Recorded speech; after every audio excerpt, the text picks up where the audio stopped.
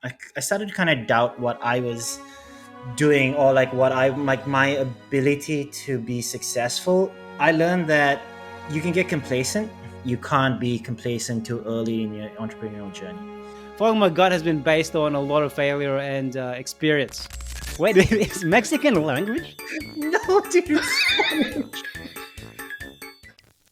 Business over drinks.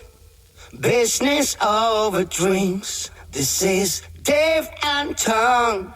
This is business over drinks. Hey everyone, welcome to another episode of Business Over Drinks. My name is Terng and I'm calling in from Singapore. My name is Dave, calling in from Australia. And what's wrong with my lighting? I look really brown. That's your normal color, mate. Anywho, before I say something massively No, racist, let's move on to that topic. cancel tongue. Let's move on from that topic.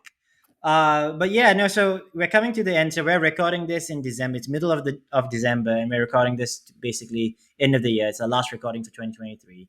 So we thought it'd be a really good idea to do what, Dave? To reflect on life and see and realize and discuss our the biggest lessons we learned this year, and hopefully share them with you. Not hopefully, we will share them with you, Yeah, our you have listeners. no choice. If you're listening, this it's tough. Let's You keep can't on quit. listening. Don't close the app. Exactly. Follow, like, send us some cash.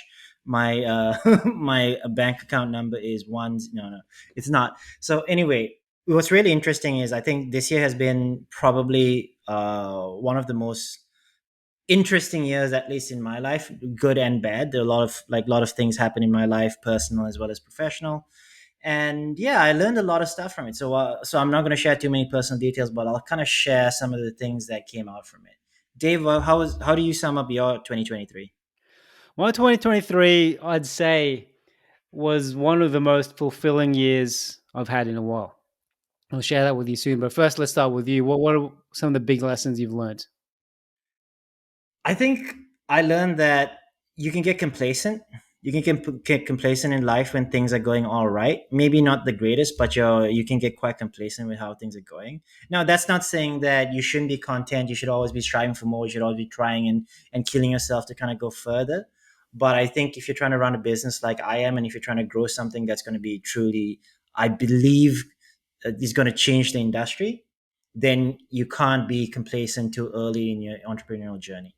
And I think I got a little bit complacent this year. So one of the most important things I learned this year is to kind of take a step back every couple of months to see whether you're moving in the right direction still, or whether you're being stagnant, and whether you're kind of like standing still when you shouldn't be. So that was one thing, very really important thing I learned, is just to look in the mirror, figure out, like, is this, am I doing the right thing? Am I making strides forward? Am I fulfilling what I want to do with my life? But anyway, back to you. I just want to add to what you were saying to the complacency part. Something I learned from listening to the Elon Musk biography was that he deliberately tries and gets out of that complacency thing by having these crazy, crazy sprints, whether they're right or wrong. He essentially gives his team an impossible deadline, and for things that may not even be needed just yet at that time. For example, building some part of a rocket that actually didn't need to be built in that short amount of time. He had actually, there was a story, I forgot what time it was. I think something like 10 p.m. on a Friday, and he turned up to one of the SpaceX stations, and he was wondering why there weren't enough people there.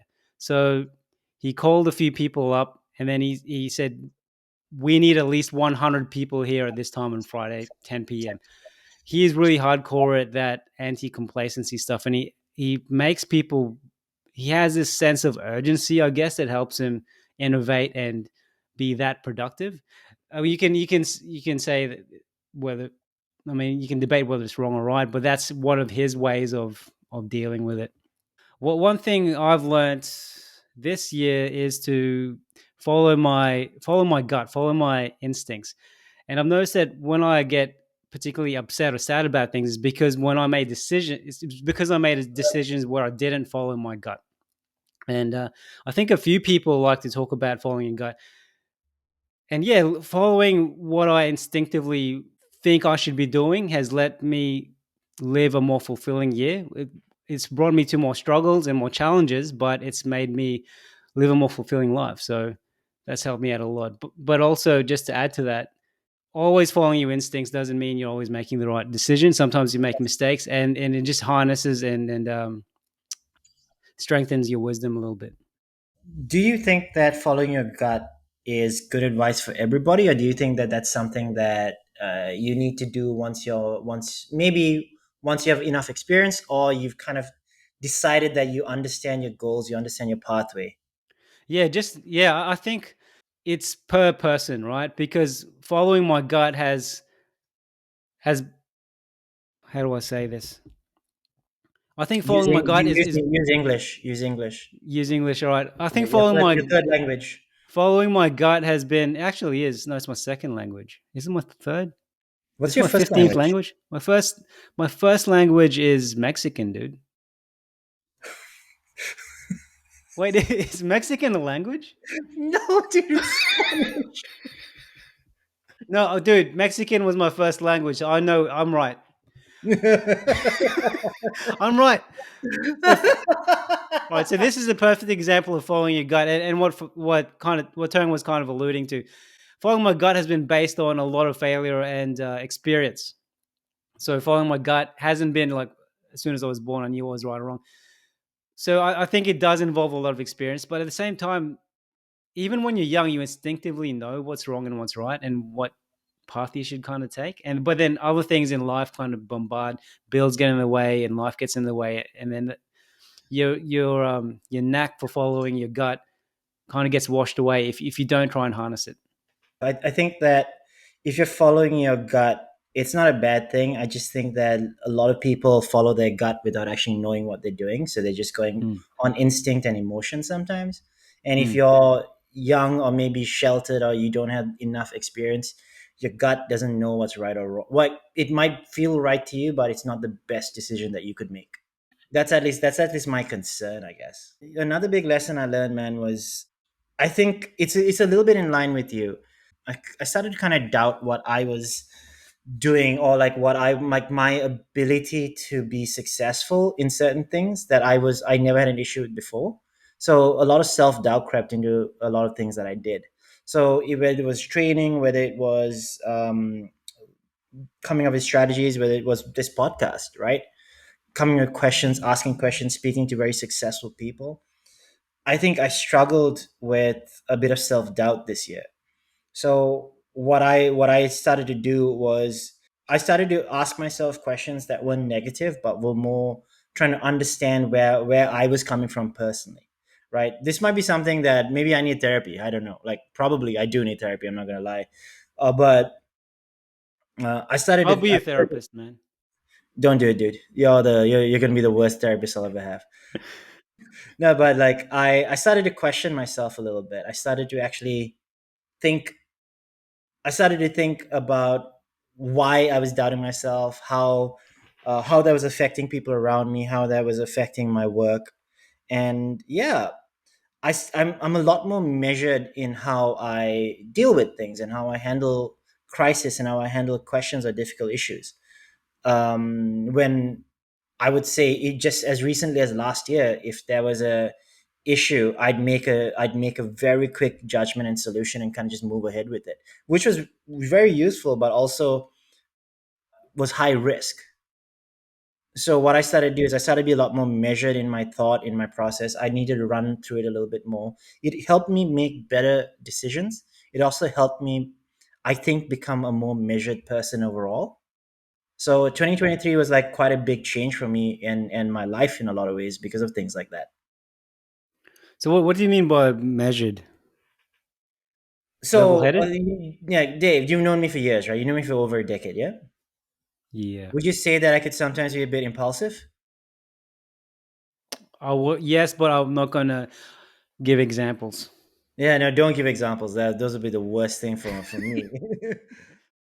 I'm not like I can be impulsive. I can be spontaneous, but rather than that being my identity and everything that I do, I started to be a lot more measured in the decisions and in the reactions I have for certain things.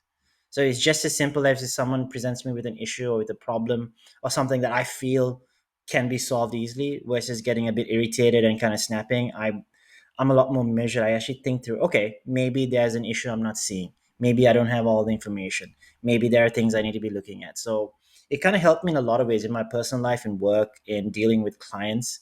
Because I mean, everybody knows this, but like clients, well, they still really piss me off.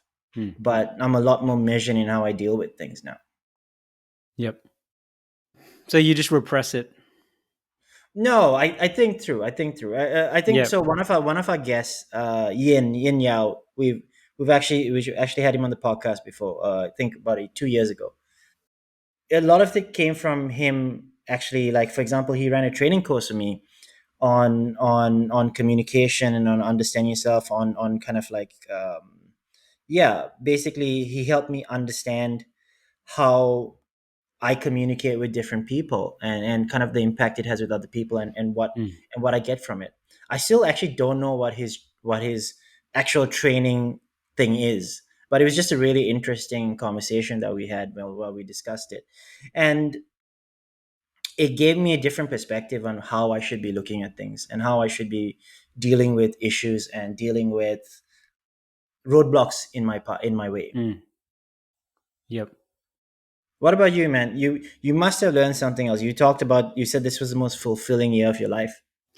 Yeah. So the next thing, which I'll probably close on, is focusing with complete obsession over just one. Like this probably applies more for startups and people just starting their entrepreneurial journey or creative journey or whatever you're trying to do, is just to focus and obsess over just one or two things and just eliminating the rest. If you try and do too many things at once, I've learned this from my own experience, you really don't get very far. But based on my experience, anyway, it's only until you've become, for example, Richard Branson when he smashed it with Virgin Records, then he started doing other things, right? So if you're starting off, then based on my experience, just focusing on one and two projects and obsessing over them will kind of make you happier and probably lead to more results. So for me, this year, for example, I focused purely on the cartoon series I'm working on, as well as one other project, which I'll talk about once it reaches more successes. Terng knows about it. So that's all I've been focusing on, just obsessively until like late hours every day. And from there, I've seen tremendous growth and successes. Am I really happy with what I've got achieved so far? No, not really. But if I think within the next year, I think I'll be getting some pretty good results. And that applies to businesses as well. For example, if you're a new business and there's so many, and you're thinking about marketing, right? There's so many things you can do with marketing. So I work with one particular finance company. There's so many things they could consider. For example, TikTok or Facebook or social media or LinkedIn, blah, blah, blah, blah. But all they really need to do at first was just focus on their website, make their website user friendly, make it searchable. And because of that, just giving it a great website with great SEO, they've been able to accumulate the majority of their business. And they didn't do barely did anything with social media. They have like 20 followers in social media, but the SEO is so good that they don't need to focus on social media yet. Oh, this is really, really, really timely. I just had a conversation with another agency owner to this morning to discuss. Like, she wanted to ask some questions about my experiences with like running an agency and stuff like that. And one thing we spoke about was, how do you decide where to focus on, in terms of channels, in terms of lead generation, in terms of getting new customers, right? SEO is a big thing, right? And I definitely see the value for that. And we use SEO. I think we get roughly around 50% of our leads through SEO, right? Hmm. But one of the most interesting things was, and I was talking to her, I said, I came to realize this was not this year, so it doesn't technically count. But I came to realize that when you're running a business, and you know how people say that if you need to be hyper focused. So I don't Hmm. disagree with that. Hmm. But I also saw that I didn't know exactly what was working, because is it SEO? But if we only focus on SEO, maybe we'll increase our leads, but it's still only 50% of the leads that we get, right? Yep. We get leads through other channels, and who knows? Maybe SEO is really helping us with our leads, but there are other people who heard about us from other stuff So they Googled us, they Googled things that we're doing, and Mm. then that led them to us. So was it really SEO, or was it them searching for us, searching for something that Yep. we do, right? Yep. So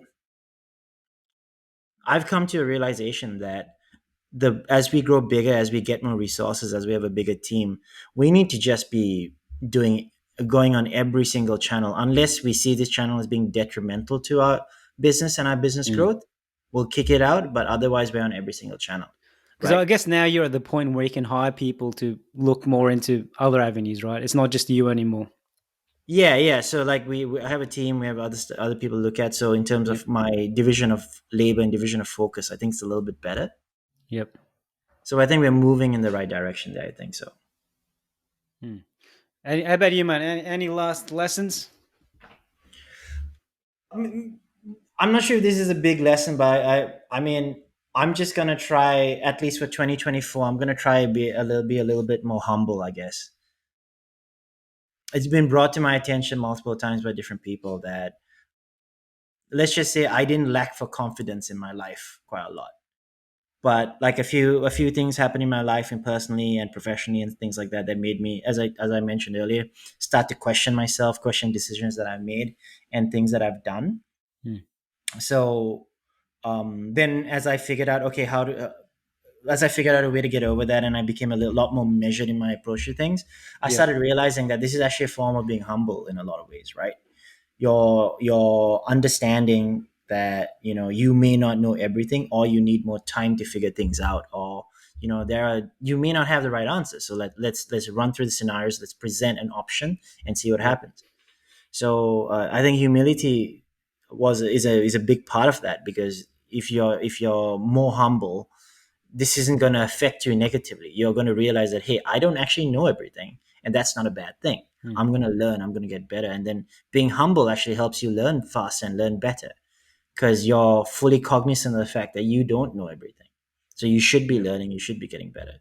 So yeah, I mean, I think I don't really see this as a big lesson. I just think it's something that I think most of us would benefit from, is just to be a little bit more humble in things that we do. Mm. Does that mean I can call you stupid? I mean, you call me stupid all the time, man. No, I don't. Then You call me an idiot. You say then so then many I, mean then things then to me. I then I had to point out that you said that Mexican was your first language. So I don't know. Like, I'm not exactly hurt when you call me stupid. I'm like, all right. Any last words, Dave, before we let people go No, and enjoy the obviously, info? being on the humble theme. Obviously, whatever we say isn't Bible, and we're always learning. So we'd love to know what your thoughts are. What has helped you throughout this year? Let us know in the comments if you're watching this on YouTube, or just write us an email. At hello@businessoverdrinks.com. Yep. Business over drinks is one word. Yeah, that's all I have to say. We look forward to chatting with you all next year, 2024.